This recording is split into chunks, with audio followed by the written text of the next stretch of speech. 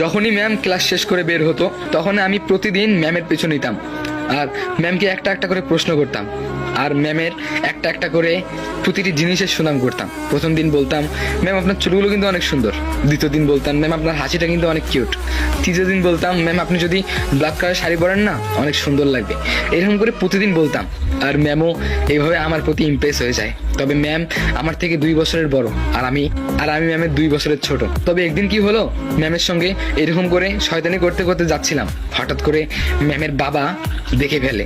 আর আমিও তখন প্রাপ্তবয়স্ক, ম্যামের বাবা দেখে হয়তোবা অন্য কিছু সন্দেহ করে ফেলে। তারপরে ম্যামকে বাসায় প্রচুর গালাগালি করে, বলে যে বেয়াদব মেয়ে, তুই রাস্তার মধ্যে ছেলের সঙ্গে বের হোস। এই কথা শুনে ম্যাম সারা রাত প্রচুর কান্না করছে।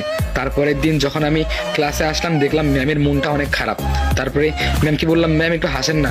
তখন ম্যাম চুপচাপ ছিল। আমি বললাম, ম্যাম কি হয়েছে একটু বলেন না। তারপরে ম্যাম চুপচাপ ছিল। তারপরে আমি ক্লাসের মধ্যে দাঁড়িয়ে বললাম, ও ম্যাম কি হয়েছে একটু বলেন না। তখন ম্যাম রেগে গিয়ে বলল, তোমার মতো বেয়াদব ছেলের জন্য আজকে আমার এই সমস্যা হলো। তুমি জানো বাসায় আমার বিয়ে দেওয়ার জন্য কত জোর করছিল, কিন্তু আমি আব্বুকে মানা করছি যে আব্বু আগে আমি নিজে কিছু একটা করব তারপরে বিয়ে করব। কিন্তু এই তোমার জন্য আজকে আমার আব্বু নতুন সম্বন্ধ দেখতেছে আমার বিয়ে দেওয়ার জন্য। আমার সবকিছুর জন্য তুমি দায়ী। যাও আমার ক্লাস থেকে বেরিয়ে যাও। তারপরে এই কথা শুনে আমার অনেক খারাপ লাগলো। তারপরে আমি ক্লাস থেকে বেরিয়ে গেলাম। তারপরে আমার মোটা বন্ধু বললো, আরে বন্ধু বাদ দে না, কি হয়েছে। তারপরে আমার মুখ দিয়ে কোনো কথা বেরোচ্ছে না। তারপরে আমার মোটা বন্ধুটা বললো, বন্ধু তোকে যদি এরকম দেখি না আমার কেন জানি একটু ভালো লাগে না। আসলে বন্ধু আমি বুঝি রে, তুই আসলে ম্যামকে ভালোবেসে ফেলেছিস। আসলে বন্ধু আমি বুঝি রে, তুই যে ম্যামের জন্য ক্লিপ কিনেছিলি, ম্যামের জন্য ব্ল্যাক শাড়ি কিনেছিলি, ম্যামের জন্য ছোট্ট কালো টিপ কিনেছিলি, সবগুলো তুই যত্ন করে রেখেছিলি ম্যামের বার্থডেতে দিবি। তবে আজকে সেই ম্যামের বার্থডে ছিল, আজকে আমি ম্যামকে একটা গিফট দিতাম, কিন্তু ম্যামের এই ব্যবহারের কারণে আমি পারিনি।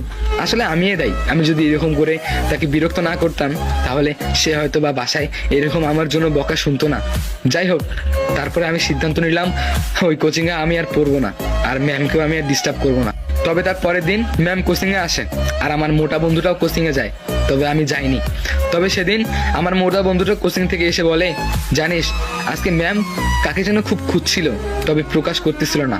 তারপরে 2 দিন কোচিং আসে, 3 দিন কোচিং আসে, 4 দিন কোচিংয়ে আসে, কিন্তু আমি আর যাই না। ম্যাম একদিন আমার বন্ধুকে বলেই ফেললো, কি ব্যাপার ও কেন যেন আর আসে না। তখন আমার বন্ধু বলল যে ম্যাম আসলে ও সিদ্ধান্ত নিয়েছে আপনাকে আর ডিস্টার্ব করবে না আর আপনার এখানে আর পড়বে না। তখন ম্যাম বলল, ও যা ইচ্ছা তাই করবে নাকি, ওকে এত ফোন দেই ও ফোন রিসিভ করে না কেন। আমার বন্ধু বলল, ম্যাম ওই সিমটাও ফেলাই দিছে, ও নতুন সিম নিছে। তখন ম্যাম বলল, সে নাম্বারটা আমাকে দাও। তখন আমার বন্ধু বলল, ম্যাম মানে আপনাকে দিতে মানা করছে। তখন ম্যাম ওকে ঝাংড়া দিয়ে বললো, এই আমি তোমার বড় না ছোট, হ্যাঁ নাম্বার চাইছে নাম্বার দাও। তখন আমার বন্ধু তাকে নাম্বার দিয়ে দিল। তখন আমি ঘুমোচ্ছিলাম আর আমার চোখটা ফুলে গেছে কান্নায়। কেন যেন ভাই বুঝতেছি না এটা ভালোবাসা না কি, এটা আমি বুঝি না। আর আমি তো কখনো ম্যামকে প্রপোজও করিনি। আর